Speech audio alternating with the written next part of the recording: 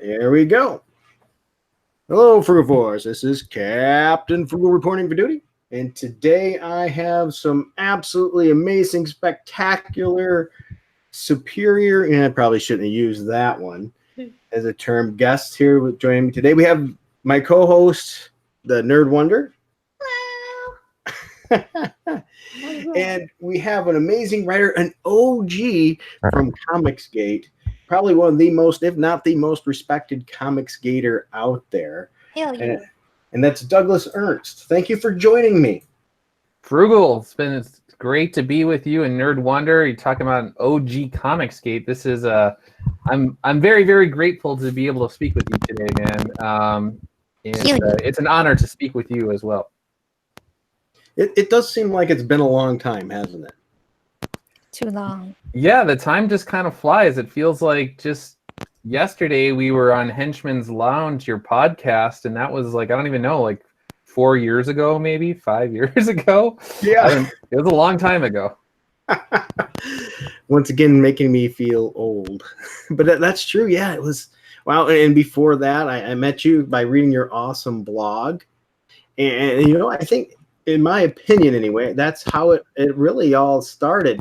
There was people like you, Cube, doing his classes of Rhodey, which I thought was always awesome. A.B. Green and some other ones, all doing their own websites and things like their own blogs, and then we sort of evolved to videos. Yeah, no, it's there was the pre-YouTube days, and like you said, it was like on the blog and your henchman's blog, and even like I think like the Marvel boards, like the tail end of those, and then that turned into YouTube. And I don't know, there's like the first wave basically was kind of like you, Captain Frugal, in terms of like Comicsgate Team Comics, England Teen, Nerd Wonder. And so Richard, and so to me, it's just really cool to be able to speak with somebody who, in my mind, is a first waver, and even maybe like just some guy. I don't know if he was like 1.5 or something like that. I don't know, but he was really early too.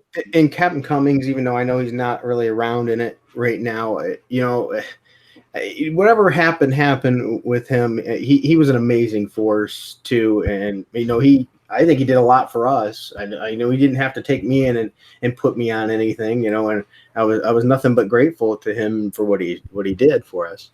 Yeah, one of the interesting things about Comicsgate in general is, as the longer that time goes on, you get new people that come in that they literally do not know the history of it, but at the same time, sometimes they want to be quote unquote quote leaders of a movement that they don't know the history of, and some of them don't even want or seem to care about the history. And yeah, when you talk about a Captain Cummings, he literally helped Richard C. Meyer set up his YouTube channel.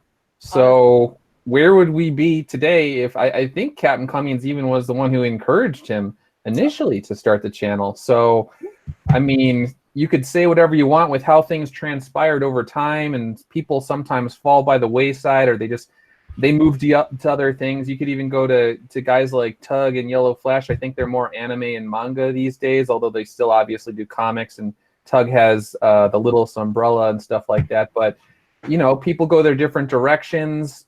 But at the end of the day, you can't take away credit from people like yourself or a Captain Cummings or an England team for all the hard work that you did in the early days.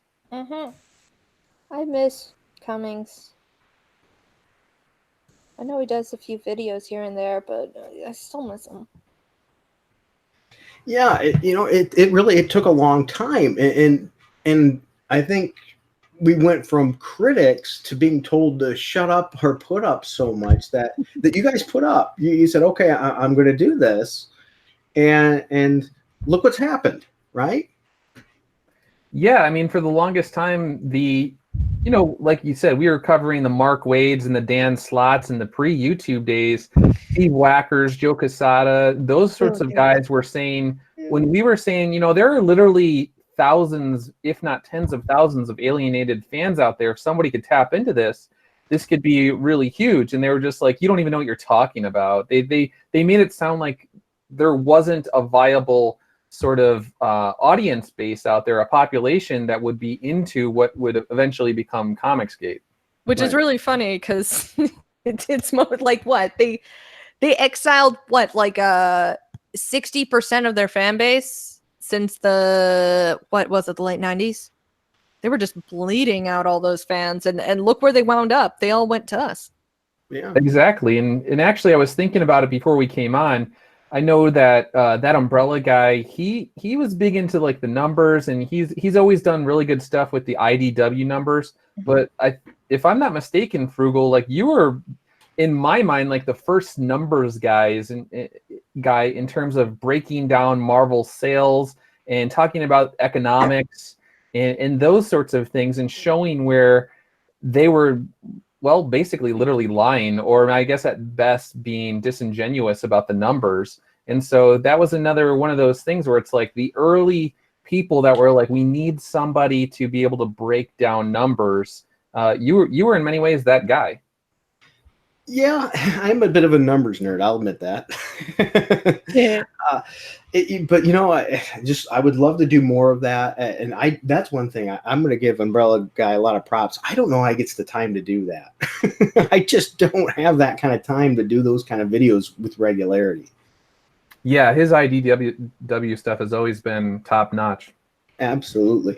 But you know, another thing too that I want to mention and give credit to is my small channel, your channel, Boom, your comic that you're putting out, the Umbrella Guy, Yellow Flash, and all that. It would not be possible without all these people supporting us, you know, and they don't all have YouTube channels, and some of them do too, you know, and they're constantly a force in promoting. I often say this, my channel might not be huge in numbers, but the people in it and involved in it and work with me are absolutely amazing. And they're like, hey, I want to help you with this, and I do this for you, but you don't give me props for it. Just keep it under wraps. They don't want any kind of recognition. They're just good, kind people. They're doing things out of the kindness of their heart.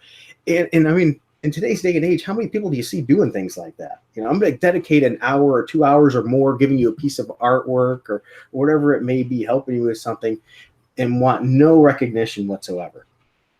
Yeah, I mean, my intro to my videos, the little Spider-Man sort of clips that roll by, that was one of my subscribers who did that for free. Just one day, he just was like, hey, I think you might like this. And he just kind of plopped it in my lap. And I was like, this is awesome. Yeah. He's like, don't worry about it. Just, you know, you don't even need to give me credit. Just use it. And I was like, okay, I can do that. So a lot of great people. Yeah, I had a similar thing too. I didn't do my own intro. I did part of it. I modified the last part where I put in little Frugal and myself and some goofy little things like that. But otherwise, that wasn't me. But yeah, you know, even on how to live stream, I got help from that, from the community, and I, you know, I passed it on and try to help people when I can too. But and you know, on top of that, even farther than that, these people that say, "Hey, Douglas Ernst got a comic book out," and you don't ask them, the second they're doing it, they're putting it on Twitter, Facebook, and advertising it for you to help get the word out. I mean, that's awesome. Yeah, there are. I keep mentioning the grassroots support for Soulfinder Demons match. There's people that they backed it on the first day, and they keep retweeting and liking and sharing stuff, and they're just like amazing. They're like basically marketing guys or whatever, and they're doing it because they believe in the product. And that's one of the cool things about this particular network is if you build that trust with people, then they're going to do that because they want you to succeed, and they realize that for every person that succeeds, that helps gain momentum. And I think you've probably been one of the most successful at doing that because you took it right from your blogger days. You then moved it on. You moved it to your channel. You established that. People followed you through there. And now they're following you to your comments. And of course, they followed you, I'm sure, through your regular day job too. And you just keep building this up. And people, when they come to you, at least from my perspective and what I see, they believe you. They trust you. They know you're not somebody that's going to, you know, treat them dirty or whatever. What you say is what they're going to get. And I think part of the reason they realize that is you're going to say it even if you know it's going to cost you something. You know there's going to be flack. And there's something to that brutal honesty. to know Yeah, that. so one of the things about Soulfinder Demons match is that I mean, I put up my own money into this from the get-go, getting Dave Dorman on board, obviously Brett R. Smith. Those are very talented individuals. Tim. But when Tim and I were talking, money was, I don't want to say the last thing on our mind, but we were first and foremost, we wanted to get a solid product into people's hands, the writing and the art quality. And it was one of those things where it's like, you know what, if we break even, that's great. If we make a few, you know, a few bucks, that's great, but we don't need it to make an insane amount of money. That's obviously nice, but it was really getting that artwork done. So people that are thinking about backing, Tim's all done with the artwork. The script was done months ago, and now it's in Brett R. Smith's hands, and he's just coloring it. So when we gave that shipping date, it was knowing that Tim was going to be done with the art, and then it was just a matter of time of giving Brett the time he needed to do his work, but not hurry it or rush it. And so our goal is to definitely be on time or even early with this particular product. I like that thinking. Yeah, and to say that's a lot, man. I think part of the way that is because you aligned yourself with talent that knew what they were doing. And I'm not saying that to badger anybody, but I could imagine, you know, you're getting to a group first time, working on a comic like this, doing a project through Indiegogo and things. There's going to be hoops that you didn't expect and things that you didn't know, and it's going to cause problems. Whereas you've aligned yourself with people that have already been doing this and had success doing this frequently. So that helps you. And that's one of the strong things, you know, is when you know to surround yourself with the right people. And right. That was a big thing with me, is because this is my first time, or for quote unquote first rodeo. I was like, I need people that have been in publishing. They have successful books out already, and I need to be able to lean on them, because there's all sorts of stuff about the process that I literally do not know about: printing, shipping, the costs of all that sort of stuff. That's what Brett and Tim, they know all that stuff. Dave Dorman knows all, you know, with the timing, with everything. And so for me, it was like, my job is just to write a really good story, and then it's to, like you said, surround yourself with smart people that can make sure that we get this product out on time or early. You know, and I'm curious too, is how did this project come to be? Because you've been through all this. Is this a project that was in the idea that was in the back burner for years, or did it come up and you started working right on it? How did this concept come up to play?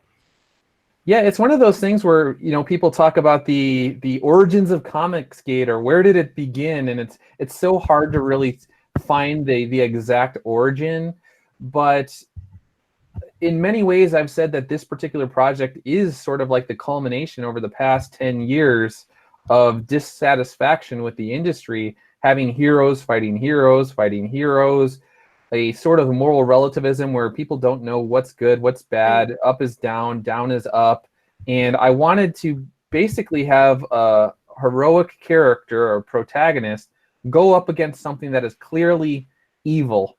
Good versus evil is what I wanted. And Yeah. if you look at the archetypes there, the snake and the demonic elements, there is no gray area there. They are evil. And then Yeah, that snake is totally your best friend right there. do we want to go to your page? Do you? I see you've got it up there, Nerd Wonder. How about I have it put spotlight for you guys? I thought it'd be a great idea, and I like to say the birth of Comicsgate started in 2007. After Joe Quesada decided to write a terrible story after that big event called Civil War. We don't talk about that event. And you know, and of course, we have to have Nerd Wonder and her getting involved in all this. You've been a key component too. And one of the things I love about Nerd Wonder is your kindness, your openness, and you try to create peace. You're the one that comes in. Let's hug this out. You know, I can get really angry though. Oh yes, I notice that when I get angry, it's a thing that does happen. But you have a good barometer. You can read people, I think, pretty well. You know when somebody's a good person. I like everybody. It's really hard for me to hate anybody. There's that snake. You want to put it on that snake picture again? Okay, hang on. That you were showing. Yeah, I mean, It's, you know what, and that's something I like about this concept, Doug, is you read Marvel comics and heck, even a lot of DC now, they love to blur good and bad, like you're saying, the moral relativism. You know, you can't just say this is good, this is bad, the hero's going to overcome. It's now, well, he has to sacrifice this bit of his soul or do something he knows is wrong, or she has to do this, and it's no, that's not a classic hero. What kind of message is that really This is giving? boring, dude. That's what they do. Okay. So sometimes in manga, they do that, and I hate those kind. No. It's a lot of fantasy adventure games and stuff, and I've gotten completely bored of them. Where it's like the evil villain has a dark and tragic past. I'm like I care. I'm sorry that somebody drowned your puppy when you were 5. That kid's puppy was drowned by you, and they're not going around murdering people. Why did you grow up to be such a dick? Because I'm pretty sure that's just an excuse. That's me. I really do hate that horrible, like, oh, woe is them. Can't you just sympathize? It's like, I can sympathize with Magneto. Nobody else in the room. Can we shut up, please? It's getting old. Nerd, could you go to the second to the last picture in the jail cell? Yeah. Thank you so much. You know, I love, there's something about that panel I've seen. I really like the artwork in this panel. Especially you can see the expression on the woman's face and the guy too. I think this picture has a lot of depth. It's And the things like coloring that. metaphor, too. If you notice that she's filled with a lot of color and light, and he's filled with a lot of darkness. And once again, that's why Nerd Wonder's here, because she points those things out that I'd miss. Yeah, that's what we brought Brett R. Smith on. There's all sorts of skill sets that he brings to the table that I'm very, very glad that he's there. But yeah, that particular image is one where it almost reminds me of if people are religious or whatever, it's like St. John of the Cross, and he's basically thrown in a dark, deep pit, and he's at the lowest of his lows right there, and he's trying to have hope and that everything will turn out all right in the end, because I don't want to give too much away with the story, but obviously some things happened, and he's found himself behind bars. I'm going to ask, did you, I don't want to give, as you said, get too much away, but was this inspired by a biblical event? The story in general was informed by my faith, but in general, it's just, how do I say it? I wanted to put my protagonist through the gauntlet. So, he's literally the left side. You can't see it. It's covered up there. But that first page is him in his military days, and there's a blast that ends his military career. So the entire left-hand side of his body, on his arm, down his left side, down his leg, it's completely covered in scars. And so he definitely has trials and tribulations throughout the story, that's for sure. Nerd, you want to scroll down so they can see that picture? Because that was really cool. I was lucky that you showed me that early. I was like, holy cow. I mean, that looks tragic. This one. Yeah, definite tragedy there.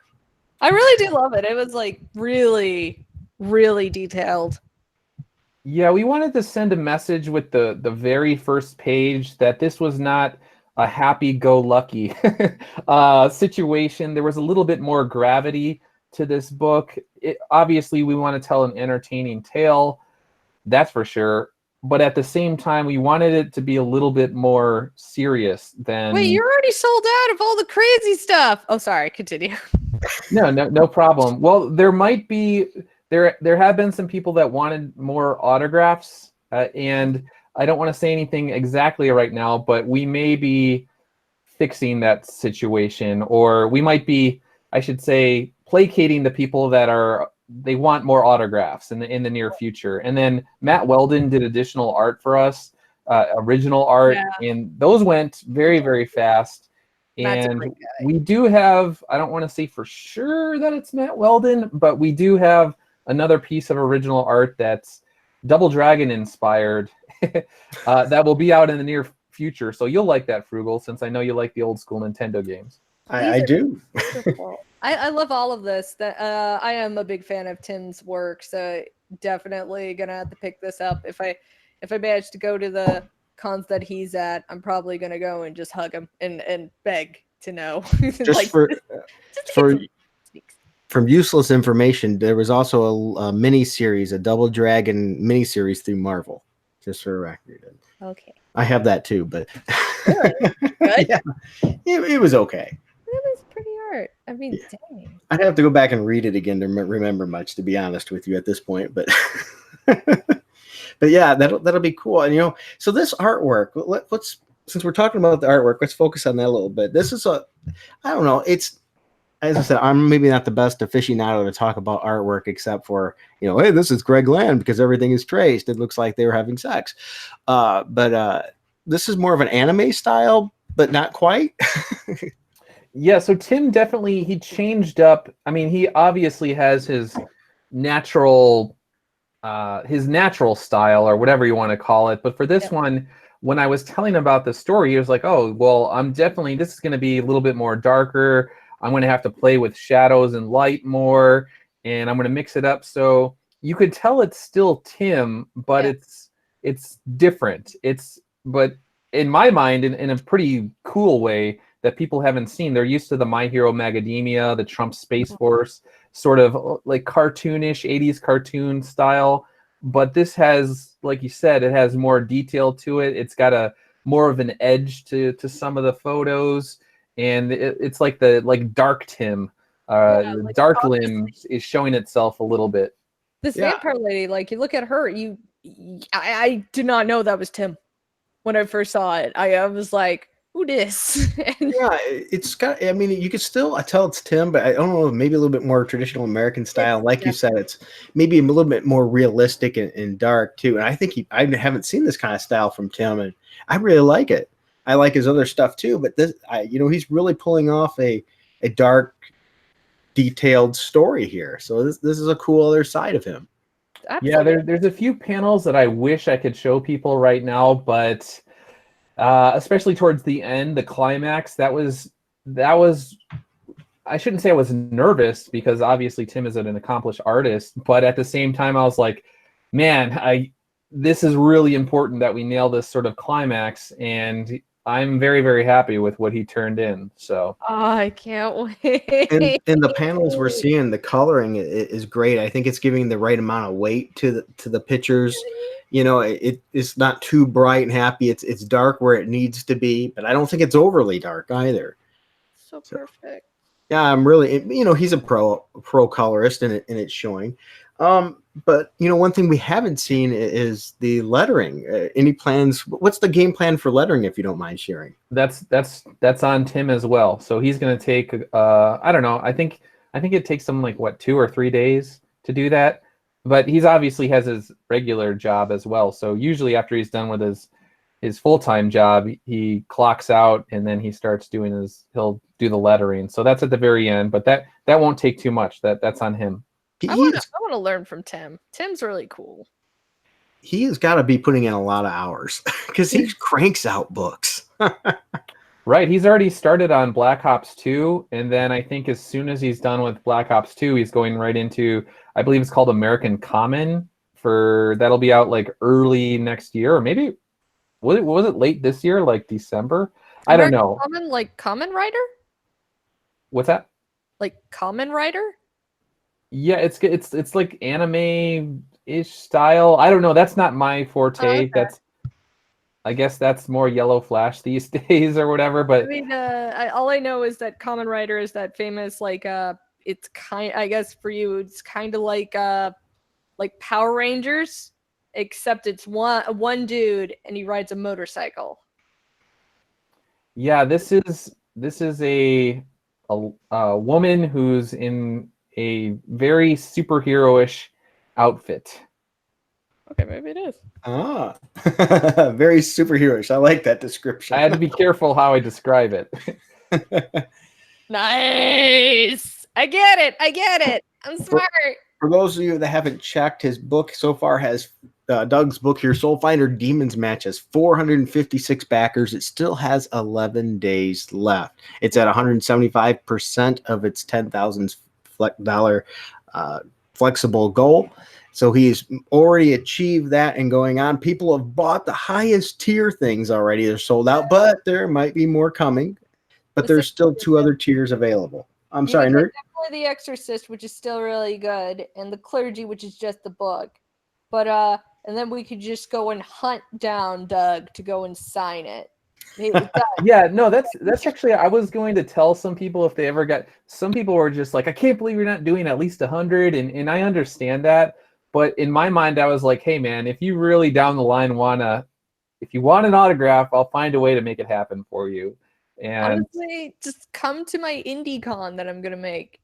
Just there you go. there. Just make a bunch of extra prints and sell them there. Well, see, there are more options yet.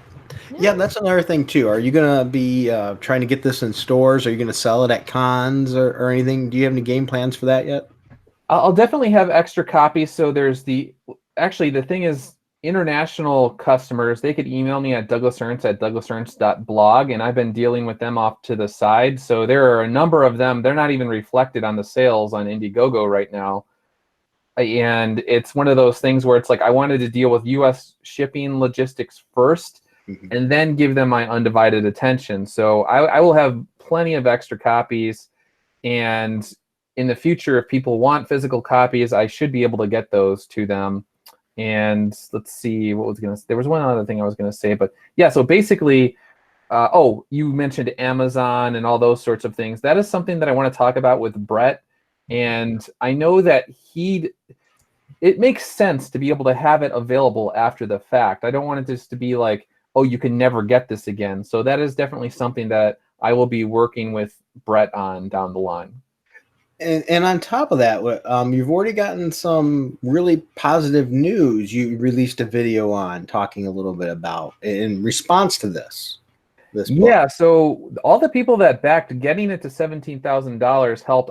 I wish I could say more, but there's a potentially large customer base that in the near future I may have access to because of not just, I mean, the numbers obviously help when you're talking about it with somebody, but there was somebody that reached out to me and was saying like, oh, tell me about this project. I want to hear about this.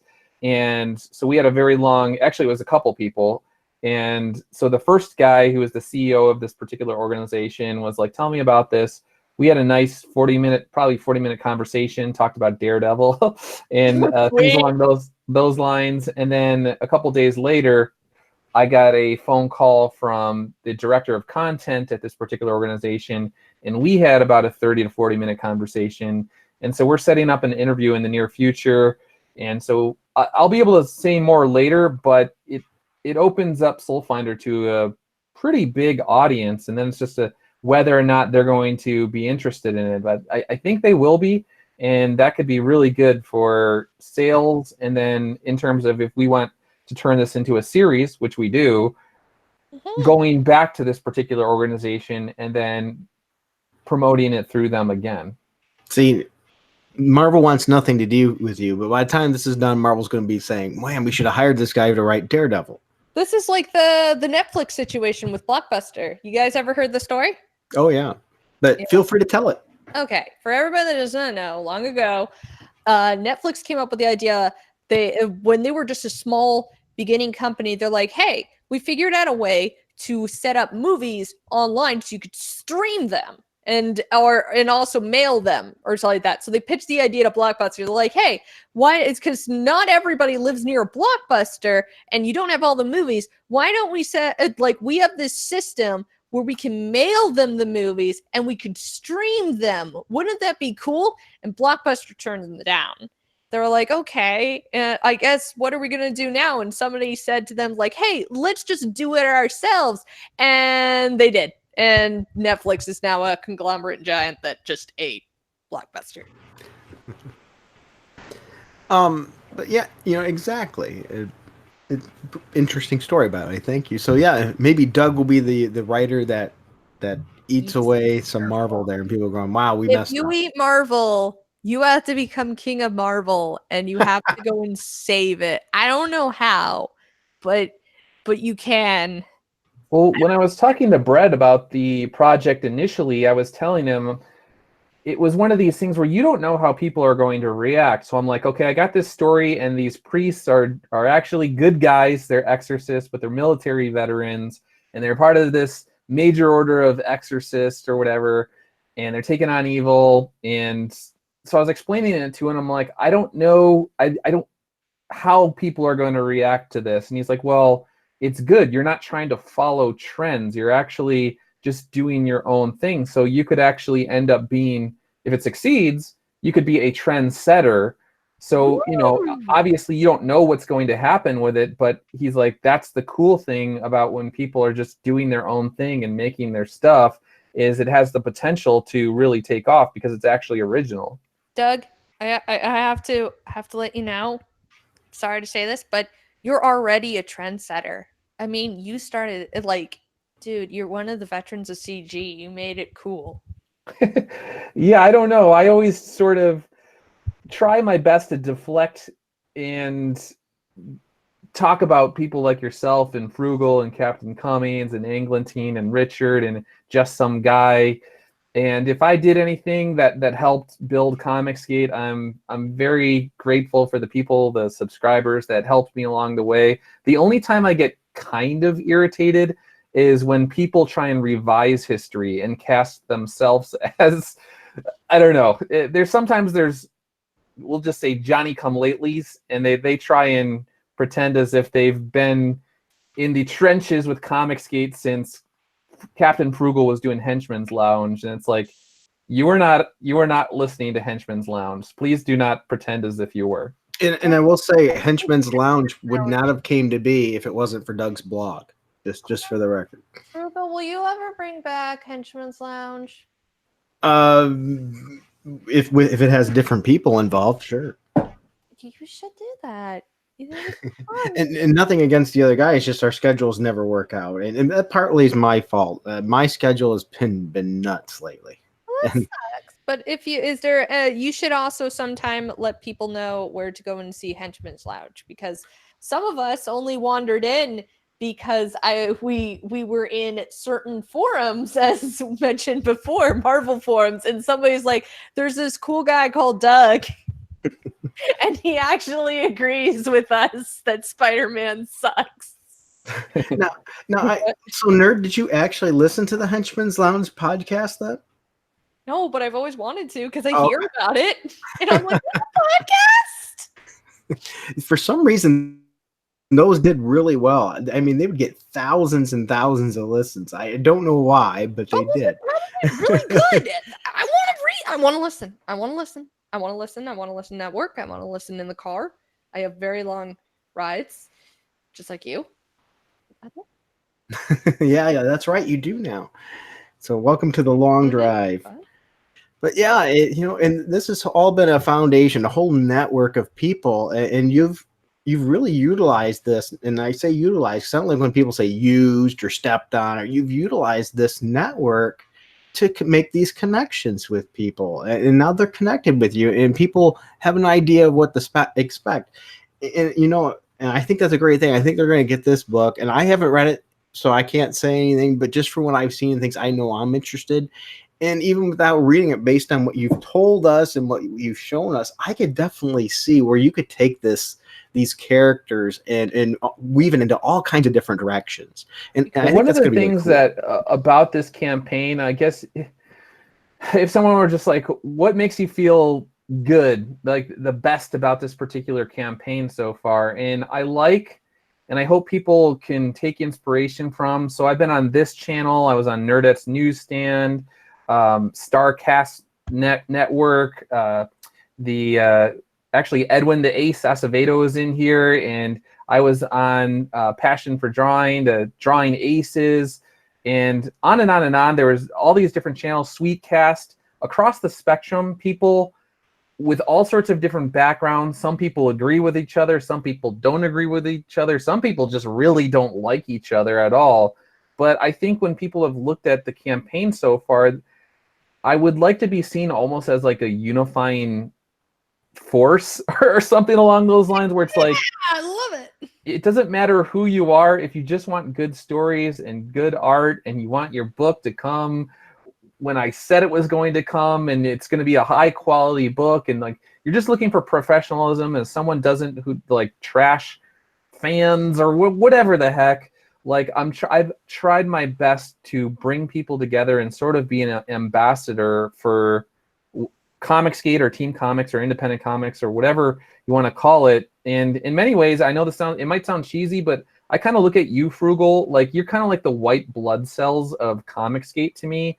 And there's like the Frugal count. Like if it depends on how many people are talking about Captain Frugal or mentioning you or whatever. And depending on the right Frugal count, then you know things are healthy or something's not right or whatever. And so I kind of look to you as a beacon or a signal about how to act in a way where it'll bring people together.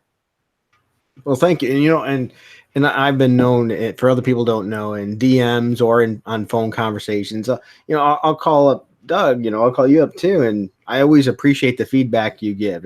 And there's very few people in a network I think that you can communicate to on a personal level like that and go, look, I just want to be evaluated here. Am I screwing something up here? I just want another opinion. And when those people either validate that you're in the right direction, it really gives you a lot of confidence, or says, hey, are you sure this is what you want to do? And I think you're one of those good ones to do that. You're just not like, hey, this is always a bad idea. So are you sure this is what you want to do? Because this might be the outcome. And you've always been really good with that reasoning. Thanks, man. Well, like you said, it's the network that's grown over the course of years, from the blogs to the podcast to YouTube to now the actual, like, the creators. I don't even know how. We were talking about the waves earlier. There was like the second wave where maybe, I don't know, you might disagree with this, like the yellow flashes and the tugs. And then there was like the third wave. Maybe you would consider that the pros. Maybe now a fourth wave that came in with like the sweet casts and then these really talented artists that they probably should be pros or welcomed into Marvel or DC, but they never would be because they're guilty of wrong things. So I don't even know how many waves there's been, but yeah. You're I think that was spoken before about we have several people that tried to go into Marvel, and they were told their art wasn't to their standards. And hint to where I am right now on the video, who was told that. And just remember, the artist for Squirrel Girl got in. Yeah, exactly. They have an odd bar. And it's interesting you mentioned these waves too, because I think each wave is splashing out and increasing the reach that we have, because it started maybe with more of a niche with comic books. People are disenfranchised, and then it grew to people just love comic books and want to talk about comic books, and then the next wave hit, and then maybe we're starting to get more of the anime and stuff like that, and then another wave hit, we're getting more of the gamers like Marsupio Gamer and a lot of ones that do a game, because there's a lot of correlation. People love games like comic books too, and it just keeps growing, this network. And of comics we get too. Yeah. And of course, in any group, not everyone's going to agree. We're going to have vast differences in whether it be politics or today's social thing or what kind of art we like. And in a way, that's what makes it great. Mm-hmm. You got like Ben, and things like that, that's going out there and it's like, hey, I'm putting out my comics, but I want it all positive and things like that. I love it. We're spreading the positivity. We're trying to focus more on how we can get together rather than all the things that we disagree with. Because you see it every day. That's one of the things that bothers me about Twitter. People are spending hours a day on Twitter fighting. Yeah. Whereas you could be spending that time getting to know somebody and building a relationship. And we're all guilty. I mean, I'm guilty. I did it a little bit today for the first time in a long time. So you're supposed to be the conscience. You're supposed to be Jiminy Cricket. Well, I didn't say anything mean. I was just trying to play more of a. We gotta quit looking at just the negative of one side. Let's look at the whole package. There's differences. There's positives and negatives on every side of certain things, and they happen to be political. But that's and that's the whole thing about it is, I mean, there's not one person out there that you can probably ever agree with on everything, even your own wife or husband. But the fact is, how many of those other things that pull us together that we can agree with, and you know what, we can work on those other things instead of vilifying each other and fighting, and that really gets me. I really do. I click on the Twitter and these things, and the first thing I see is a fight almost every day now. Right. At some point, you don't want to lose track of what we're initially focused on, which is getting solid artwork and solid storytelling into the hands of people. If it just becomes a giant soap opera or whatever, like, soap operas are obviously entertaining. They've been around for many, many, many years. People like a soap opera. You could there's channels on YouTube that are literally just called like drama channels or whatever. So people do like that, but at the same time, if you want to grow an independent comics movement, to me, it seems pretty logical that you would want to make first and foremost getting independent comics into people's hands your top priority. Yeah, I think we're seeing this. More books are coming out all the time from new people, getting to show, hey, I'm not just complaining about what's out there. I've been sharing my views and my opinions. And here's what I do, and feel free to criticize what I do, so I can learn from it. It's absolutely fascinating, the new areas of capitalism here that it's opened up. Oh yeah. Did you guys ever see? Do you guys ever watch Clownfish TV? Yes. Yes. Good people. Yeah, I really love them. I think they have stated before that the old industry is most likely going to die, but what we have done is saving the industry, and this is what is going to spawn a new era. Is like what we're doing, because everybody is realizing, wait, I can make a comic, and so another person sees that comic, goes, I can make a comic, and then they make a comic, and it's just hundreds and hundreds of comics. Every month I am buying a new comic from this. Like, and I am just eagerly waiting by my mailbox like every week. Like, oh my gosh, is my comic here? Is my comic here? Now and yours will now be on there. Like, yeah, I ordered Soulfinder. I wasn't fast enough to get the goods, the goods, but dang, did I get the other goods? I haven't ordered it yet. I'm going to, but I haven't gotten to it yet. Yeah, like, look at that. That's not a bad deal. $20. Oh no, not at all. You get this. I just haven't gotten to it. I'm going to. I'm playing catch up. Dead Punk Gage in the comment section said, "Hey, Douglas Ernst, is your main character based on any specific characters you're a fan of?"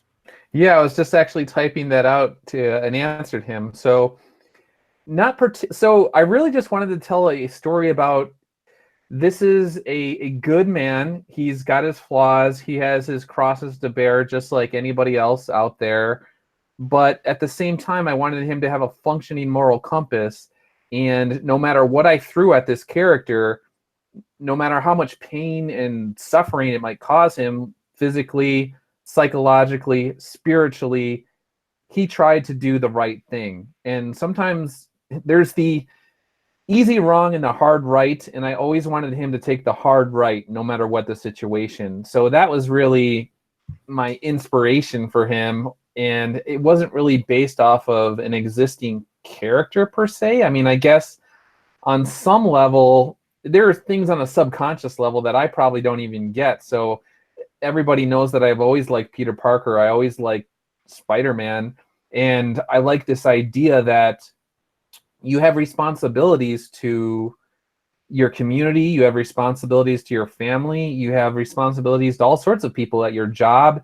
And what happens if you're placed in a situation where the right thing actually might cause friction amongst those other people in your life? What happens if doing the right thing, those other people, they might not even understand why you're doing it, but you know that it's the right thing to do, and you have to deal with the consequences of being a good man. So have you guys, I don't know about you, if you haven't picked up on this, I don't think Doug realizes that he's the main character here. That's him. Sorry, that's a high-pitched laugh right there. I don't know about that one. Yes, secretly, he's the character. It's CG. It's the origin of CG. That's why we've been talking about the beginning of CG. This is him, and that evil snake is Joe Quesada, and the other bad guy's Didio, and he's just bashing on all different Marvel because it was stupid. Yeah, well, I mean, when you deal with these archetypes, and it's just these almost like, I don't know, things that have gone back to ancient times, the snakes and the demons and all that sort of stuff, Yeah, you could. There's all sorts of analogies and metaphors you could apply it to for. Well, as I've said on other live streams, I want one of the messages that's explored in this is that there's virtue to be had in carrying your crosses with grace and dignity. And everybody, doesn't matter what religion you are, doesn't matter if you're an atheist, doesn't matter if you're agnostic, Buddhist, Jewish, whatever. Everybody has their crosses to bear in their own family life, their own personal life, whatever. And so I was trying to find these sort of universal threads that people can grab onto and then just do with it what they may. And whatever they want to read into it, hopefully they'll be entertained. You know, and I think that's something everybody can latch onto. And, you know, people go, oh, you have to see yourself in the character. Well, like you said, we've all had struggles. So we can see ourselves in this character. You know, as you said in the overview, I really liked it. The comic book industry once had men who strived for the ideal. Solid art and compelling storytelling that tackled the classic hero's journey with heart and soul. Mainstream comics in 2019 sadly offer sad shadows of what used to be. Unprofessional creators care less about telling tales of good versus evil than they do about deconstructing culture icons. And, you know, that is so true. You look at our heroes, they're constantly now deconstructing. That's been the popular trend for the last 10 years. And it's one of my biggest gripes about Captain America. You look at Captain America, he's been deconstructed for the last decade. You have to build a character up before you can deconstruct them. I think it's boring anyway. Deconstructions are just, okay, everybody's going to hate me. I never liked Watchmen. I thought it was, once again, it just kind of seemed like an MTV drama show.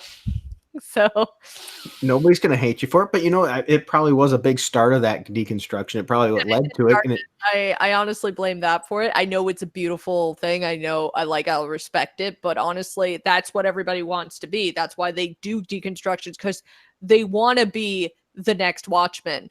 Well, you don't have the talent. Well, and you don't want to be the next Watchmen. You want to be the next you. You want to have your next story. So why does it have to be the same thing? Like, but that's what they want to be known for, is making these epic, dark, tragedy, whatever. And we've dealt with this within anime at one point. Like Eva was known as which is now coming out on Netflix. It was known as the deconstruction of the teenage boy robot series, like writing a giant robot series. But because of how popular it was, we got like 40,000 of those. Utter trash. Like, most of them were utter trash. But and so I guess we're hitting, like, I just thought it would die out within 3 years, but no, we just constantly get deconstructions. It's like, as we already know, Marvel and DC don't learn to move on. They don't know how to adapt. And so for the ones that are joining us or been watching, there's the levels that are left. There's a $15 clergy level. Right. Estimated shipping November 2019. 219 people have already claimed that. And that's, correct me if I'm wrong, that's just the book, correct? For $15? Correct. Okay. And actually, I just had refreshed on my own page. Looks like somebody who was viewing here backed. So it went up to another backer. So thank you to whoever backed the book. Appreciate it. Awesome. And then the next one, too, is the Exorcist level for just $20. And you mind telling us a little bit about that? What comes with that? Sure. There's actually a Dave Dorman, the cover that you see here. There's a gold leafed card that's going to come with that. And then on the back, it's actually the prayer of St. Michael. And so that actually fits thematically.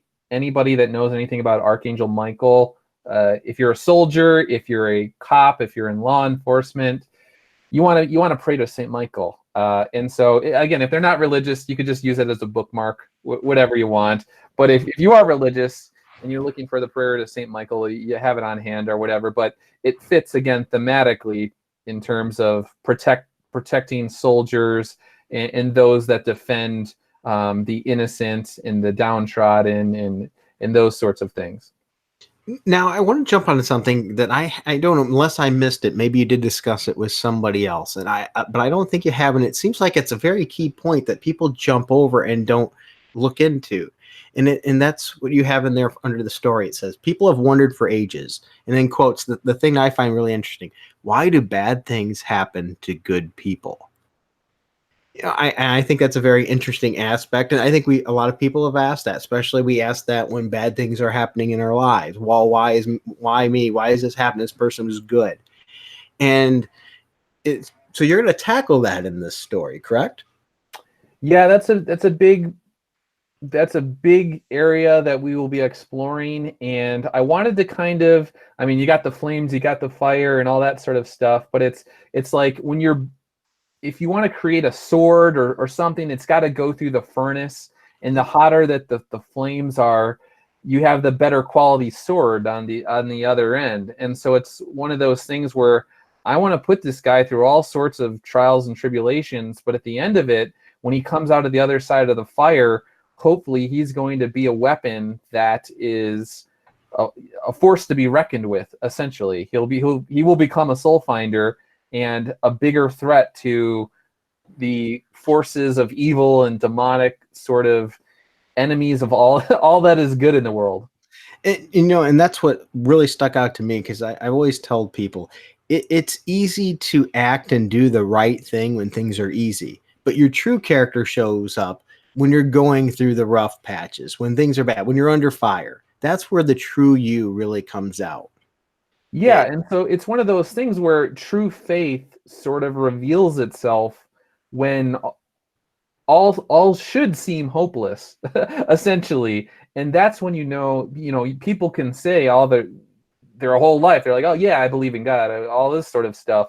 But it's like, well, we'll see what happens when you're at the end of your life and you're 90 years old and whatever. We'll see when you have kidney failure. We'll see when you have that brain tumor. We'll see when you have cancer. That's when the faith will really reveal itself. Now, again, the book is written in a way where people don't have to be of faith to enjoy it. At least I don't think so. And when Tim read the script, he was like, yeah, it's not preachy. So I thought that was actually pretty cool. But in terms of if people do want to look into these sorts of things, like you said, your character itself, that's when you're up against the wall, that's when your character reveals itself. And see, that's something I really like. I like a book that gives you character building, shows you something good, but like you said, it's not preachy. I don't want somebody telling me how to think, but I do like to see the exploration and how standing up and doing those right things might really break you down. It might not ever give you any recognition, but you knew you did the right thing through that. Really showing character in a story. Now, if you're faith-based, you get that extra component of it too. I was telling Nerdette during her interview the other day, I think it was Nerdette. I'm losing track of all the people I've talked to, but basically, if you just think of yourself as like an oil rig or whatever, or oil rigger, however deep you want to drill into the story, to me, like it's a quote unquote pay dirt or whatever. Hopefully you're entertained by, if you want to just go at a cursory level and it's like, oh, okay, there's, giant king cobra snakes and they're going up against priests. That's cool. You'll get something out of it. You'll be entertained. But if you want to keep drilling down, if you want to even go all the way and say like, I want to psychoanalyze the author here. I want to see, what's underneath Doug's psychology or whatever, and you want to totally pick apart my mind and draw all sorts of conclusions, yeah, you could do that too. So it's really up to the reader how deep they want to dig into the creative process. Yeah, and see, I love stuff like that. Maybe it's because of my personal background and history, and I think everyone's had their issues and things in life, and I always felt that those things that I've learned has made me who I am. Like for example, I'm one of those people that if I say I'm going to do something, I really want to make sure it happens. I don't want to false promise and I not deliver. I'm very big in accountability, and that stemmed from something that happened in my past that did not turn out so good, that I've regretted for over 40 years. That kind of, over 35 years. Sorry, 40 is mistaken. And then things like we said in your story, why do bad things happen to good people? And I see kids, and bad things happen to them, and I get trouble with that sometimes because I hate seeing kids in bad situations. I had that with whether it be with parents or whether it be with physical ailments and things like that. And it really challenges your worldview. You have to look at, those bad things are going to build those people. You know, that's not always terrible. You know, have your faith. If you have your faith, you'll get through it. And I have to say, I've seen what I can't otherwise explain but miracles in my life, and those have helped shape my thoughts and my views on things.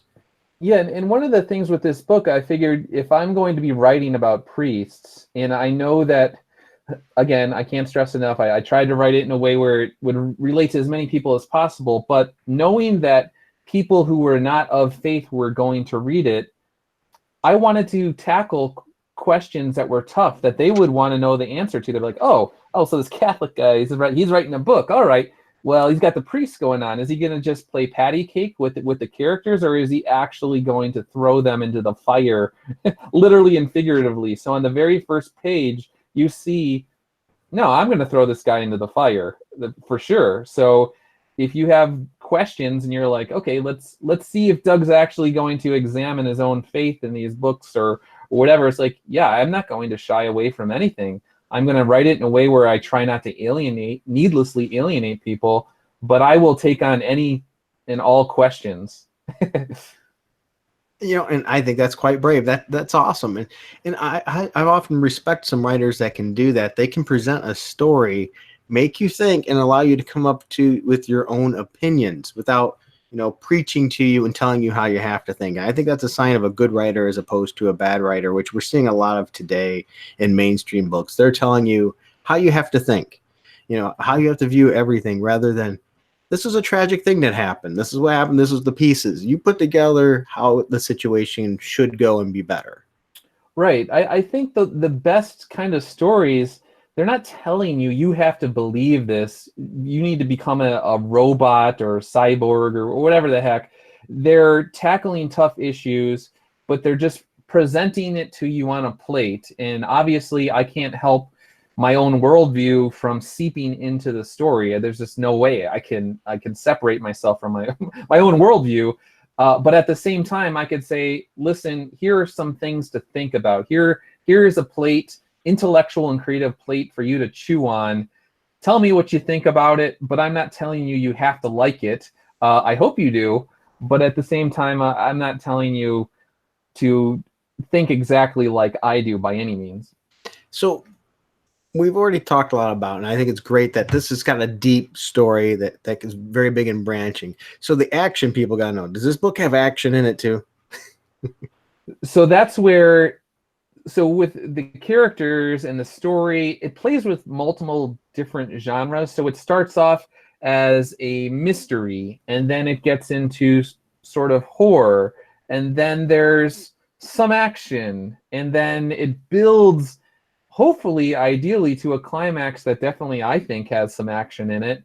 But when you're dealing with exorcists and the supernatural, by the end of it, it actually sets it up as to why is this major order of exorcists needed? Why are they any different from the other exorcists? And so I think the spiritual realm that I'm playing with in terms of the matches, when you strike that match, you are on a spiritual level. You're a plane of existence, essentially. And so that opens up all sorts of possibilities that where I could go in the future. If people just want these sort of cerebral character studies and stuff like that, I could go that route. If they want, since I'm dealing with military veterans, if they want me to go into their past and explore past military exploits, I could do that. Brett R. Smith wanted to do something with the Nam. Vietnam era, sort of with a character named Father Reginald Crane. If they want to just spend a lot more time on the spiritual realm, then I could do that. So it sort of gives people a little bit of all these different genres, and then I guess going forward, I'll see what people reacted to the most, and then I could go in that direction. And this book is 56 pages, correct? It's 56 pages, and then we have 8 pages of supplementary material. There's the art of Soulfinder, so you could see a lot of Tim's concept art. I was telling him kind of what I wanted the characters to look like, where I was drawing inspiration from aesthetically.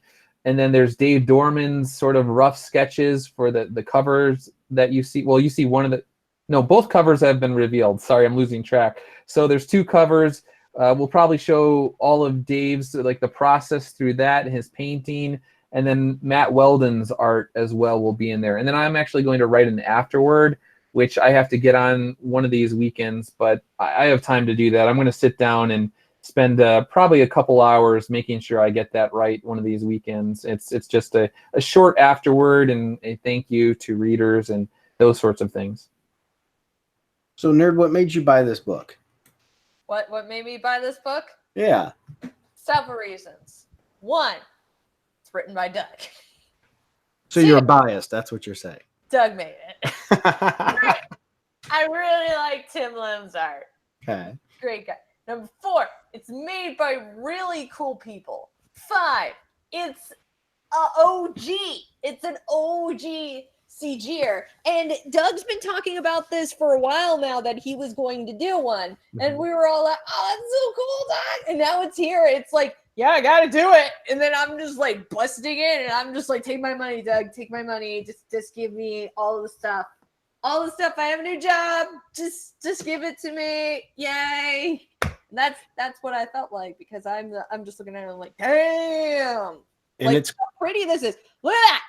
Look at that. Cover. Let's go back up. We're going back up. That cover. And it's going to be done before Christmas. So if you need Christmas gifts for people, right? You don't have to buy it for just yourself. You can get it as gifts for others. Honestly, everybody else, you have to wait at least 6 months to go and get a comic. And it's understandable. It's understandable. But this one just came on out and you're going to get it before Christmas. That is, what, 5 months? I mean, less than that, really, because it's the thing's going to be done before then. So 4 to 3 months. That's not a bad deal. Yeah, so I mean, Doug, you really put a lot into this before putting it up here. You didn't just go, well, the funding is going to help me get there. You guys almost have this done. Just as you said, just to the coloring is about to get finished, and then you got to go through the printing and everything. But you had it written, the script was done, the artwork was generally done. You already had this all together. I mean, you really put this together well, especially for a guy first time out of the gate. That's amazing.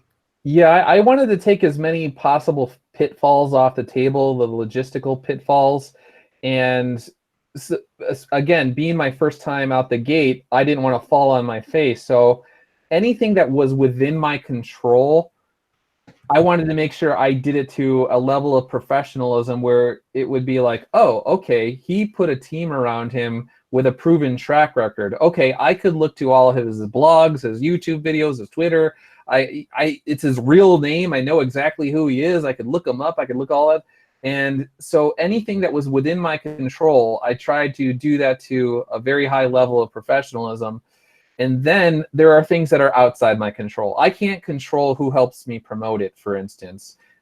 So I need to give myself the best possible chance for success. I had no idea how people would react to it on Twitter. They could have said, I don't want this book about these priests in this major order of exorcists. This is dumb. They could have said that. Obviously, the response has been outstanding and very humbling, and I'm very grateful. But there are things that are just totally outside my control. And like I said, I had to give myself the greatest possible chance for success. And getting as much of the work done in advance was one way I could do that. And leave it to Doug to make priests look cool, right? The sequel book will be about nuns. Oh, there we go. You never know. And they have to be dressed as heroic. They won't be dressed skimpy. This is like the first time ever. Skimpy nuns. I don't know. That just doesn't seem to. Like, that's all I see is skimpy nuns. It's like, hey, look, skimpy nun. Hey, look, skimpy nun. Hey, look, skimpy nun. Leave it to the female to want the skimpy nuns, huh? Yeah, skimpy nuns is amazing. That's what we get. Probably, I probably would get more a certain population of backers if I put more skimpy nuns into it, but I regret to inform some of them that there are no skimpy nuns in Soulfinder. That's for the next book. Maybe down the line there'll be the bikini nun assistants to the exorcists or something like that. But doubtful. Yeah, I don't know. I'd have a hard time, I think, seeing a skimpy nun. Shinobi Raccoon said, "Let the triggering begin." How true. Well, I kept Doug for an hour. Does anybody else in the comment section have any questions? Feel free to fire away. Okay. But I'm glad you did this. I'm so thankful to get to talk to you about this. And just for the record, I would have done this earlier for Doug. This was all been my fault. I've kept him waiting so long. Just for the record. Hey, we got him on. I'm super happy. Yeah, he's one of them that I would have loved to have like on day one and launch this big thing, So the one thing that I will say about the book and the writing process is I mean it from the bottom of my heart when I said that. I've said this on other streams or whatever, but basically people like yourself and Nerd Wonder and people that have followed my blog and my YouTube channel for many years were always kind of on my mind while I was writing because this is part of this independent comics movement. I feel like a certain amount of responsibility that is on my chest and on my shoulders in terms of delivering for people that they're like, yeah, Nerd Wonder was like, I backed it because it's Doug or whatever. And it's like, in my mind, I have an enormous amount of responsibility in terms of delivering the goods for somebody that put that much belief in me. And it would bother me quite a bit if I didn't deliver the goods. So I promise everybody that's listening tonight that I put 110% into this book. Excellent. And anything that maybe could be better, yeah, you'll learn for the next one. Yeah, absolutely. And that's what's always good about this community is that we always take criticism and we always work hard and we always try and do better. Well, and Doug, you've been a writer for how many years? So I'm sure you're used to constructive criticism. Yeah, I'm always, if people want to tear it to when I gave it basically, and this is pretty much public now, I gave it to Mike McNulty of Bam Smack Pow, Spider-Man Crawl Space beforehand. I also gave it to Professor Geek, and I gave it to Mark Pellegrini, and obviously Tim, and all those guys, I said, please tear it to shreds. And so they got back to me with their feedback, and for the most part, things were pretty good. But I wanted to make sure for the Catholics out there that I wasn't going to be labeled a heretic. So that was taken care of. And then for the most part, I don't know. There was little tweaks here and there, but it was mainly about building on some things. I didn't want to pack too much into the book and then have it just implode with its own weight. But I gave it to some guys that I believe were going to give me some honest and frank feedback, and they did. And we made those sort of alterations and adjustments. And so it's as far as I'm concerned, I left it all on the field for this one, and I hope people enjoy it. All right. So I see Doug's put his heart and soul into this. All I can ask you guys, if you haven't already, is check it out and see if you like it. If you do, get it. If not, we understand. At least thanks for checking out. Maybe share the word. Maybe you're not in a position where you can get it, but maybe you can help tweet it out on your Twitter or Facebook or Instagram or whatever you're using nowadays, to help promote it. Let's see if we can get this some more recognition. I would love to see Doug have a lot of success as well as the rest of the crew working on this, because it's clearly you've all put a lot of work into it, and I think it looks fantastic. I'm stoked. Yeah. Well, thank you, everybody, for watching. Doug, did you have anything else you wanted to share? I really just wanted to say thanks to you and Nerd Wonder. And I mentioned before on Twitter, we were going old school with this tonight. And your OG Comicsgate, both of you, as far as I'm concerned, I don't think many people would really argue with that. And so just to be able to speak with you about this book, it's kind of, I don't know, it's a surreal experience to speak with people that have been supporting me for so long, and I've obviously supported your work and loved what you guys have done, and it's just to be able to speak on this book with you is just a very cool experience, and I can't thank you enough for having me on. Thank you. And you, Nerd, anything you would like to end on, to share? Oh, me? Yeah, of course. We need to get the whole entire group back together one day for a stream, like all the OGs, and we just chat. I think that would be fun. The OG stream? Yeah, Well, you know what? I feel free. Anybody's watching this, DM us who you'd like to see in an OG stream sometime. Just be wary that when you have large groups of people, it gets hard to do okay, without speaking over each other. View. Well, and also, I just remembered this. Doug was the first guest on Harem Stream. Ah. I remember. That is true. Well, excellent. Well, everyone, thank you again for taking time to watch. As I said, please help just to share the good word there. And you know what? Don't forget to take a moment for yourself, too. The world has things go fast, constantly by. If you've been burned by somebody, reach that hand out, forgiveness if you don't mind. Give that your best shot because you only get one life and you usually tend to regret some of the things that you didn't patch up for petty little things. So take time. See that special somebody. We got the 4th of July coming up, so use that time if you can to maybe reach out to somebody you haven't in a while because we only have them for a short period of time, and mend some of those bridges if you can and you can find it in your heart, because once again, we only have one life. And do you really want to go out wishing that you wouldn't have wasted it with some hate and instead had the time to embrace it and love others? All right, everybody, thank you for watching, and please help share this if you don't mind. And until next time, keep it frugal. Bye bye.